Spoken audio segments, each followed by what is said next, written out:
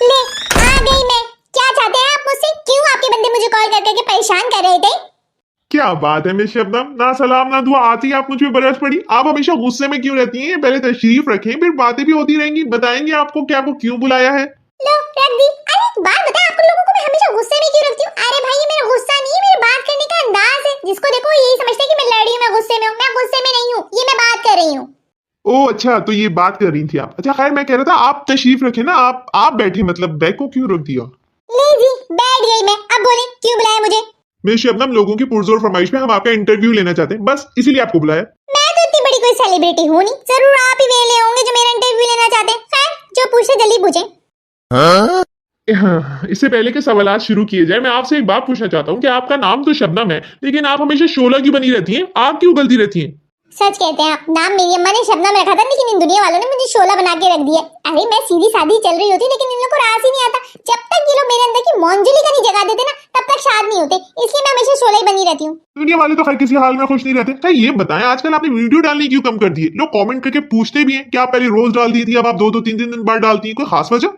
इसके पीछे एक बहुत दुखी और दर्दनाक कहानी है। जब मैंने नई नई वीडियोस बनानी शुरू की थी, तो YouTube वीडियो का ड्यूरेशन 1 मिनट था। अच्छे खासे व्यूज आ जाते थे, लेकिन अब वीडियो ड्यूरेशन 3 मिनट का हो गया। व्यूज तो आते ही नहीं है।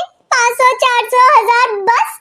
और आपको पता है फेसबुक पे मेरे कितने फॉलोवर्स हैं? 45,000 फॉलोवर्स हैं। 45,000। कभी कभी मेरी वीडियोस पे मिलियन व्यूज भी आ जाते हैं। कम से कम हजारों लाखों तो आते ही हैं।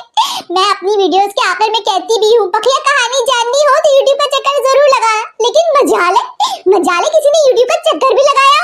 और ऐसा भी नहीं है कि लोग मुझे देखना नहीं चाहते हैं, पसंद नहीं करते। मुझे पता है लोग मुझे देखना भी चाहते हैं, पसंद भी करते हैं। मैं नहीं आती तो मुझे मिस भी करते हैं। सबके कमेंट पढ़ती हूँ मैं, आपके बताने की जरूरत नहीं है।